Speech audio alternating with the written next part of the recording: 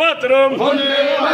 আসনের নির্বাচনে 5 নং সামনে কেন্দ্রে ইসমাইল ত্রিপুরাকে পথ চিনে বিপুলে জয় করুন।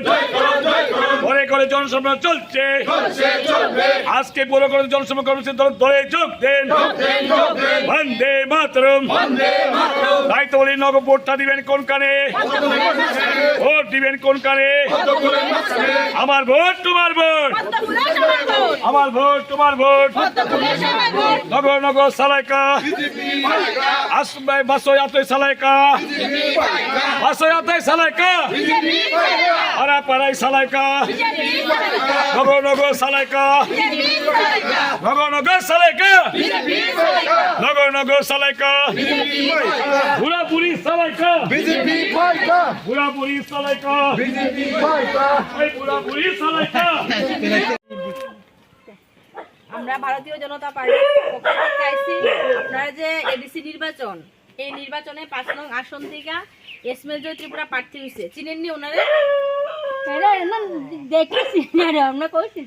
ঠিক আছে, এসমেল জয় ত্রিপুরা এবার আপনাদের 5 নং আসনে প্রার্থী হয়েছে।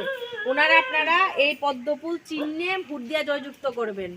কেন জয়যুক্ত করবেন? আপনারা যে এডিসি এলাকা, আপনারা যে বিসিতে বসবাস করেন, আপনাদের সার্বিক উন্নয়নের স্বার্থে। কারণ ভারতীয় জনতা পার্টি সরকার কেন্দ্রে আছে মোদীজি, আমাদের রাজ্যে আছে জনপ্রিয় মুখ্যমন্ত্রী প্রফেসর ডক্টর মানিক সাহা মহোদয়, এবং আমাদের ছামনু বিধানসভায় আছে শম্ভুলাল চাকমা মহোদয়। শম্ভুলাল চাকমার তো চিনেন আপনারা, এমএলএ চিনেন তো?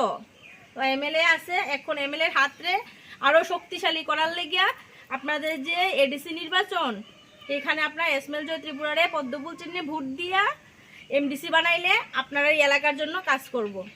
ঠিক আছে? আপনার বাড়িতে ভোট কয়জনের?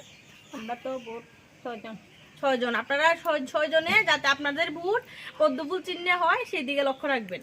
কারণ এই অন্য কোনো দলের ভোট দিলে, অন্য কোনো দল ক্ষমতা দাইলে আপনাদের জন্য কোনো কাজ করতো না। আর সিপিএম এর কথা যদি কই, সিপিএম কোনোদিন ক্ষমতা দাইতে পারতো না। ঠিক আছে? আর ত্রিপুরা গত 5 বছর ক্ষমতা আসছিল, ওনারা কোনো কিচ্ছু করছে না। এই যে রাস্তাটা, এই রাস্তাটাও আপনার ভারতীয় জনতা পার্টি সরকার কইরা দিছে। জানেননি আপনি এটা? জানেন তো? তাহলে পদ্মফুল চিহ্নে ভোট দিবেন তো? আমরা তো পদ্মফুলে ঠিক আছে, অবশ্যই। তাহলে আমরা আই। নমস্কার।